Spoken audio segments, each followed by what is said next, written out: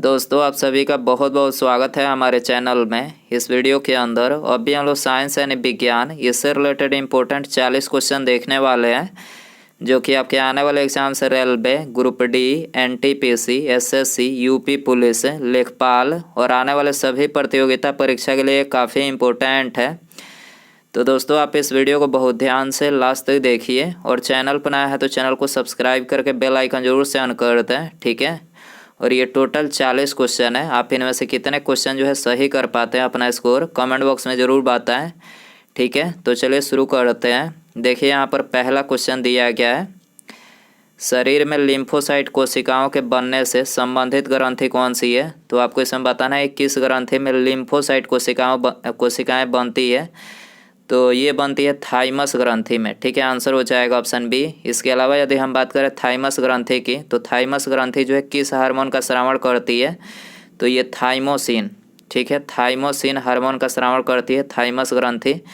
Thymus ग्रंथि के मानव शरीर में निष्क्रिय होने से जो है शरीर में समय से पहले जो है बुढ़ापा आने लगती है, आपको याद रखना है, ठीक है। अग्न्याशय ग्रंथि की बात करें तो अग्न्याशय ग्रंथि जो है ये मानव शरीर की दूसरी सबसे बड़ी ग्रंथि है, ठीक है। और अग्न्याशय ग्रंथि जो है किस हार्मोन का स्रावण करती है। तो इंसुलिन का स्रावण करती है। थायराइड ग्रंथि की बात करें तो थायराइड ग्रंथि जो है किस हार्मोन का स्रावण करती है। तो ये थायरॉक्सिन, याद रखना है, थायरॉक्सिन हार्मोन का स्रावण करती है थायराइड ग्रंथि, ठीक है। आपको याद रखना है। क्वेश्चन नंबर 2 है, पसीने में निम्नलिखित में से कौन कौन से पदार्थ होते हैं। वेरी इंपॉर्टेंट क्वेश्चन है। आपको बताना है कि पसीने में कौन कौन से पदार्थ होते हैं। तो यूरिया, नमक और लैक्टिक अम्ल, ठीक है। यहाँ पर ये तीनों पदार्थ जो है पसीने में पाए जाते हैं, ठीक है। तो आंसर हो जाएगा ऑप्शन डी, उपर्युक्त सभी, ठीक है। शरीर के प्रतिरक्षा तंत्र में किस प्रोटीन का उपयोग होता है। शरीर के प्रतिरक्षा तंत्र में किस प्रोटीन का उपयोग होता है।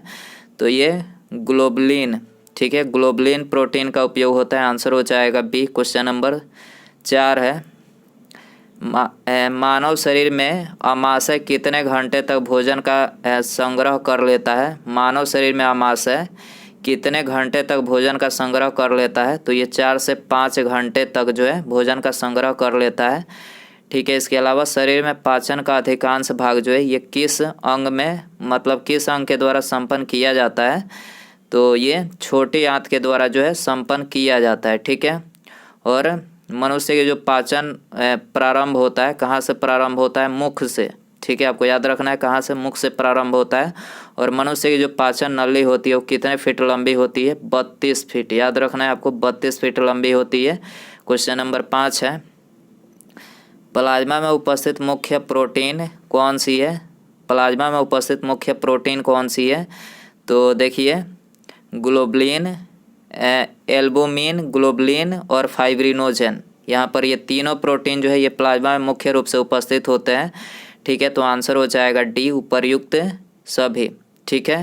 प्लाज्मा रक्त में उपलब्ध एक तरल पदार्थ होता है। इसका 92% जो है 92% प्लाज्मा का 92% जो भाग होता है वो जल होता है, ठीक है। प्लाज्मा में पानी के अलावा जो है, पानी के अलावा प्रोटीन, ग्लूकोज, मिनरल, हार्मोन्स और कार्बन डाइऑक्साइड होते हैं, ठीक है। और शरीर में कार्बन डाइऑक्साइड का परिवहन किसके द्वारा किया जाता है रक्त में। तो प्लाज्मा के द्वारा जो है किया जाता है, ठीक है। आपको याद रखना है। क्वेश्चन नंबर 6 है, मेढक अपने भोजन को पचाने में किस अम्ल का उपयोग करता है। मेढक अपने भोजन को पचाने में किस अम्ल का जो है उपयोग करता है। तो ये हाइड्रोक्लोरिक अम्ल यानी HCl का प्रयोग करता है, ठीक है। तो आंसर हो जाएगा बी। क्वेश्चन नंबर 7 है, निम्नलिखित में से कौन पानी का शुद्धतम रूप है। तो आपको बताना है कि पानी का शुद्धतम रूप कौन सा है। तो वर्षा का पानी, याद रखना है आपको, वर्षा का जो पानी है तो ये पानी का शुद्धतम रूप है। वर्षा का जो पानी होता है उसका pH वैल्यू कितना होता है। तो 5.0 से 5.0 और 5.5 के बीच में होता है, जो थोड़ा अम्लीय होता है, आपको याद रखना है। क्वेश्चन नंबर 8 है, निम्नलिखित में से कौन सा तत्व मानव शरीर के विकास के लिए अत्यंत आवश्यक है। तो मानव शरीर के विकास के लिए जो है अत्यंत विटामिन आवश्यक है। क्या आवश्यक है, विटामिन, आपको याद रखना है। आंसर हो जाएगा ऑप्शन ए। क्वेश्चन नंबर 9 है, कौन सा रक्त समूह सर्वदाता है जो सभी रक्त समूहों को रक्त प्रदान कर सकता है। तो सर्वदाता जो रक्त समूह है वो रक्त समूह है, ठीक है, जो सभी रक्त समूह को जो है ये ब्लड जो है डोनेट कर सकता है, याद रखना है। और सर्वग्राही पूछा जाए कि कौन सा ऐसा रक्त समूह है जो सभी ब्लड ग्रुप से जो है रक्त को ग्रहण कर सकता है, तो कौन सा है, तो है ये बी, याद रखना है। इसे सर्वग्राही रक्त समूह बोला जाता है, ठीक है। वो रक्त समूह सभी को अपना डोनेट कर सकता है रक्त, और ये बी जो है ये सभी रक्त ग्रुप से जो है रक्त ग्रहण कर सकता है, ठीक है, याद रखना है। निम्नलिखित में से किन किरणों के प्रकीर्णन से नाभिक के आकार का आकलन किया जा सकता है, तो देखिए करेक्ट आंसर जो होगा वो होगा ऑप्शन नंबर ए, यानी अल्फा कण, ठीक है। अल्फा कण के द्वारा जो है ये नाभिक के आकार का जो है आकलन किया जा सकता है, ठीक है, ये आंसर रहेगा। क्वेश्चन नंबर 11 है, एक सामान्य मनुष्य के अग्न्याशय में लगभग कितने लैंगरहैंस द्वीप होते हैं। एक सामान्य मनुष्य के अग्न्याशय में लगभग कितने लैंगरहैंस द्वीप होते हैं, तो ये लगभग 10 से 20 लाख होते हैं, ठीक है, आंसर हो जाएगा ऑप्शन डी। क्वेश्चन नंबर 12 है, अंडे में कौन सा विटामिन लगभग नहीं पाया जाता है, तो अंडे में कौन सा विटामिन जो है नहीं पाया जाता है, तो विटामिन सी जो है नहीं पाया जाता है, याद रखना है। इसके अलावा अंडे का जो पीला वाला भाग होता है उसमें मुख्य रूप से विटामिन ए, विटामिन डी और विटामिन B12 जो है ये प्रचुर मात्रा में पाया जाता है, जो शरीर में जिंक की कमी को पूरा करता है, ठीक है, याद रखना है आपको। क्वेश्चन नंबर 13 है, हम तारों को टिमटिमाते हुए देख पाते हैं, तो किसके कारण से देख पाते हैं, तो ये प्रकाश के अपवर्तन के कारण, याद रखना है आपको, प्रकाश के अपवर्तन के कारण से हम तारे को जो है टिमटिमाते हुए जो है देख पाते हैं, ठीक है। क्वेश्चन नंबर 14 है, निम्नलिखित में से कौन सा पदार्थ सबसे अधिक ज्वलनशील है, ज्वलनशील बताना है, तो नायलॉन, नायलॉन जो है ये सबसे अधिक ज्वलनशील है, ठीक है, आंसर हो जाएगा बी। दोस्तों यदि आपको वीडियो पसंद आ रहा है तो प्लीज़ वीडियो को लाइक ज़रूर करें, ठीक है, और जो दोस्त मतलब इन चीज़ों की तैयारी कर रहे हैं उनको भी ये वीडियो शेयर कर सकते हैं, ठीक है, और वीडियो मतलब चैनल पर नया है तो चैनल को सब्सक्राइब करके बेल आइकन जरूर सेंड कर दें, ठीक है, ताकि जब भी मैं न्यू वीडियो अपलोड करूं उसका नोटिफिकेशन जो है टाइम टू टाइम आपको मिल सके, तो चैनल को सब्सक्राइब कर लीजिए। अगला क्वेश्चन देखते हैं, ऐसे आकाशीय पिंडों को जो ग्रहों से बहुत छोटे होते हैं लेकिन जिनकी कक्षाएँ मंगल और बृहस्पति के बीच होती है कहते हैं, उसको क्या कहा जाता है। ऐसे आकाशीय पिंडों को जो ग्रहों से बहुत छोटे होते हैं लेकिन जिनकी कक्षाएं मंगल और बृहस्पति के बीच होती है कहते हैं, तो इसको क्या बोला जाता है, तो इसको एस्टेरॉयड, याद रखना है आपको, क्या बोला जाता है, एस्टेरॉयड बोला जाता है, आंसर हो जाएगा ये। सूती और ऊनी रेशों में अंतर ज्ञात किया जा सकता है, सूती और ऊनी रेशों में अंतर ज्ञात किया जा सकता है, तो जलाकर, ठीक है, जलाकर ज्ञात किया जा सकता है, आंसर हो जाएगा बी। क्वेश्चन नंबर 17 है, बर्फ़ पर दाब बढ़ाने से उसका गलनांक क्या होगा, तो घट जाएगा, ठीक है, बर्फ़ पर दाब बढ़ाने से क्या होगा, उसका गलनांक घट जाएगा, ठीक है, आंसर हो जाएगा ये। क्वेश्चन नंबर 18 है, सूर्योदय होते समय व डूबते समय लाल क्यों दिखाई देता है, तो ये प्रकीर्णन के कारण जो है लाल दिखाई देता है, याद रखना है आपको, आंसर हो जाएगा डी। क्वेश्चन नंबर 19 है, मनुष्य के हृदय का वजन कितना होता है, वेरी इंपॉर्टेंट ये क्वेश्चन है, बहुत बार ये क्वेश्चन एग्जाम में पूछा गया है। आपको बताना है कि मनुष्य का जो हृदय होता है उसका वजन कितना होता है, तो 300 ग्राम होता है, याद रखना है आपको, कितना होता है, 300 ग्राम, ये आंसर हो जाएगा। घरों में विद्युत संयंत्र जोड़े जाते हैं, घरों में विद्युत संयंत्र जोड़े जाते हैं तो समांतर क्रम में जोड़े जाते हैं, आंसर हो जाएगा बी। क्वेश्चन नंबर 21 है, लोहे में जंग लगना है एक क्या है, तो लोहे में जंग लगना जो है रासायनिक क्रिया है, याद रखना है क्या है, रासायनिक क्रिया है जिसे गैल्वेनाइजेशन बोला जाता है, ठीक है, जिंक की परत जिस पर चढ़ाई जाती है उसको गैल्वेनाइजेशन बोला जाता है, ठीक है, जंग लगने से बचाने के लिए जिंक की परत चढ़ाई जाती है। इसके अलावा दूध जो होता है इसका दही बनना, ये कौन सा परिवर्तन है, तो ये भी जो है रासायनिक परिवर्तन है। और एक और क्वेश्चन पूछा जाता है, मोमबत्ती, काफ़ी बार ये क्वेश्चन पूछा गया है कि मोमबत्ती का जलना ये कौन सा प्रक्रिया है, तो मोमबत्ती यदि जलती है तो ये रासायनिक और भौतिक दोनों ही प्रतिक्रिया होती है, ठीक है, रासायनिक और भौतिक यहाँ पर दोनों प्रतिक्रिया होती है, आपको याद रखना है। अगला क्वेश्चन है, केतली में पानी का गर्म होना उदाहरण है, केतली में पानी का गर्म होना उदाहरण है, तो संवहन यानी कन्वेक्शन का उदाहरण है, याद रखना है आपको क्या है, संवहन यानी कन्वेक्शन, ठीक है। 23 है कुपोषण से सबसे अधिक किसकी कमी होती है? कुपोषण से सबसे अधिक जो है प्रोटीन की कमी होती है। याद रखना है, प्रोटीन की कमी से कुपोषण होता है। बच्चों में सबसे ज़्यादा देखा जाता है ये प्रोटीन की कमी के कारण से। ठीक है। 24 है ग्रीन हाउस इफेक्ट के लिए निम्न में से कौन सी गैस प्रभावी होती है?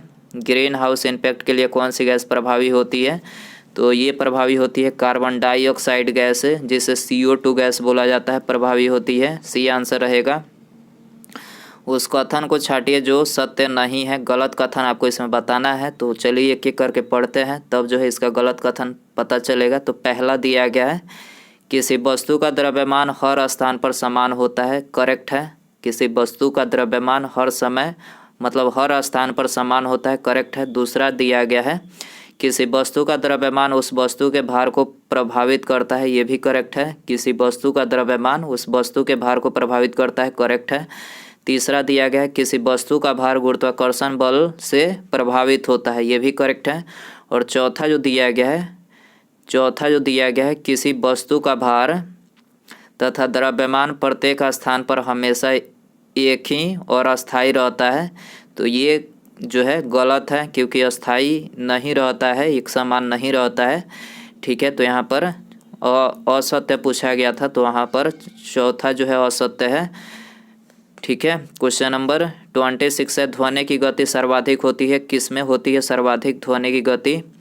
तो स्टील में सर्वाधिक होती है। आपको याद रखना है। आंसर हो जाएगा बी। 27 है विलय विलयन से पृथक किया जा सकता है। किसके द्वारा पृथक किया जा सकता है? तो ये वाष्पीकरण के द्वारा जो है पृथक किया जा सकता है। आंसर हो जाएगा बी। 28 है सोडियम को मिट्टी के तेल में क्यों रखा जाता है? वेरी इंपॉर्टेंट क्वेश्चन है। सोडियम जिसका परमाणु क्रमांक 11 होता है, इसको मिट्टी के तेल में क्यों रखा जाता है? तो हवा में ऑक्सीकरण होने लगता है। ठीक है। सोडियम जो होता है हवा में रखने पर ऑक्सीकरण होने लगता है, इसी कारण से जो है इसे मिट्टी के तेल में रखा जाता है। आंसर हो जाएगा बी। शरीर में ऑक्सीजन की पूर्ति कौन करता है? तो ऑक्सीजन की पूर्ति जो है RBC रेड ब्लड सेल जो होता है यही करता है, रेड ब्लड सेल। ठीक है। WBC की बात करें तो WBC क्या करता है? तो ये रोगों से जो है लड़ने का काम करता है, प्रतिरक्षा देता है शरीर को। ठीक है। कोई बैक्टीरिया या वायरस या फिर कुछ भी अटैक करता है शरीर पर, तो ये WBC जो है उससे लड़ता है।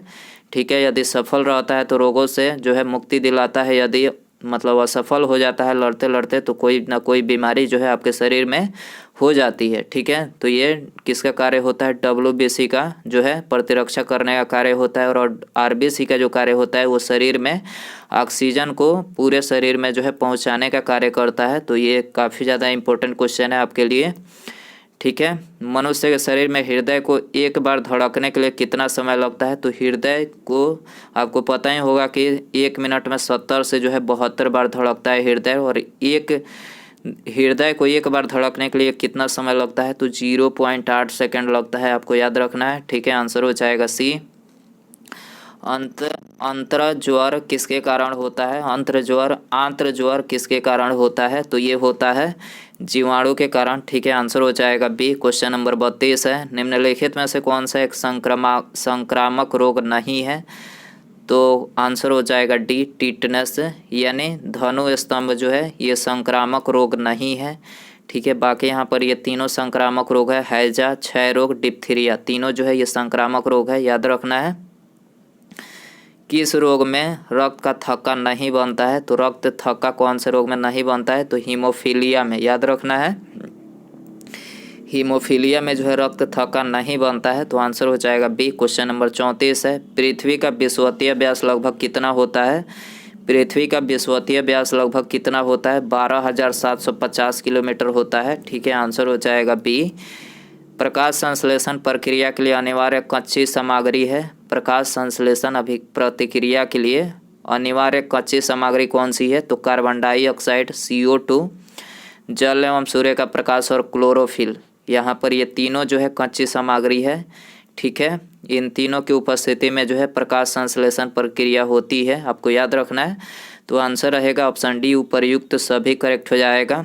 ठीक है। कृत्रिम उर्वरक यानी आर्टिफिशियल फर्टिलाइजर में सामान्य रूप से नाइट्रोजन, फास्फोरस और एक तीसरा तत्व कौन सा होता है? तो इसके अलावा जो होता है नाइट्रोजन और फास्फोरस के अलावा एक तीसरा तत्व, तो वो होता है पोटेशियम।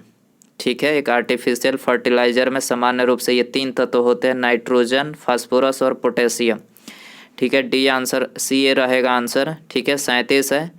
यह किसने सर्वप्रथम प्रतिपादित किया कि सूर्य हमारे सौर मंडल का केंद्र है और पृथ्वी उसकी परिक्रमा करती है? तो ये किसने प्रतिपादित किया था? तो ये कोपरनिकस ने किया था। याद रखना है आपको, आंसर हो जाएगा डी। क्वेश्चन नंबर 38 है। महासागरों में ज्वार भाटा की उत्पत्ति के क्या कारण है? महासागरों में ज्वार भाटा की उत्पत्ति के क्या कारण है? तो इसके कारण है सूर्य और चंद्रमा के संयुक्त प्रभाव से। सूर्य और चंद्रमा के मतलब संयुक्त प्रभाव जो होता है, इसी कारण से जो है ज्वार भाटा समुद्र में आते हैं।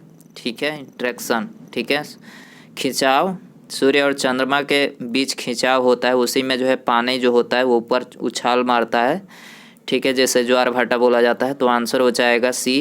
क्वेश्चन नंबर 39 है। दही को बिलोकर मक्खन निकाला जाता है, इसमें भौतिक के किस सिद्धांत का उपयोग किया जाता है?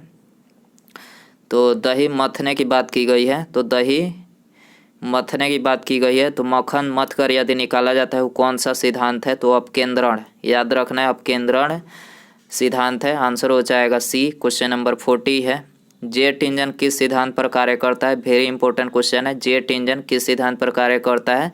तो रैखिक संवेग संरक्षण के सिद्धांत पर कार्य करता है। सी आंसर रहेगा। 41 है। निम्नलिखित में से किस विद्युत चुंबकीय तरंग की तरंग दैर्घ्य अधिकतम होती है? तो अवरक्त यानी इंफ्रारेड।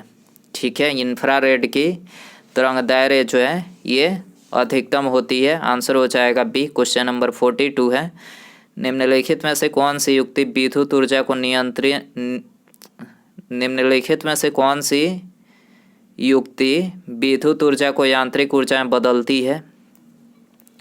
तो ये आपको बताना है कि विद्युत ऊर्जा को यांत्रिक ऊर्जा में किसके द्वारा बदला जाता है। तो ये आपके लिए होमवर्क क्वेश्चन रखते हैं। ठीक है, तो काफ़ी इजी क्वेश्चन है, आपको बताना है इसका आंसर क्या रहेगा। ऑप्शन है प्रेरक, इंडक्टर, डायनेमो, ट्रांसफार्मर या फिर मोटर। सही आंसर आपको बताना है कि विद्युत ऊर्जा को यांत्रिक ऊर्जा में किसके द्वारा बदला जाता है।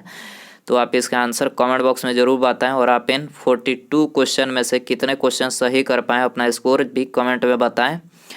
ठीक है, तो आई होप कि ये वीडियो आपको पसंद आया रहेगा। पसंद आया तो प्लीज़ वीडियो को लाइक ज़रूर कर दें। ठीक है, और चैनल पर आया है तो चैनल को सब्सक्राइब करके बेल आइकन ज़रूर सेंड कर दें और शेयर कर सकते हैं आप। यदि कोई आपका दोस्त तैयारी कर रहा है इन चीज़ों की, तो आप उनके पास भी जो है शेयर कर सकते हैं। ठीक है, मिलते हैं अगले वीडियो में। नमस्कार, जय हिंद, जय भारत।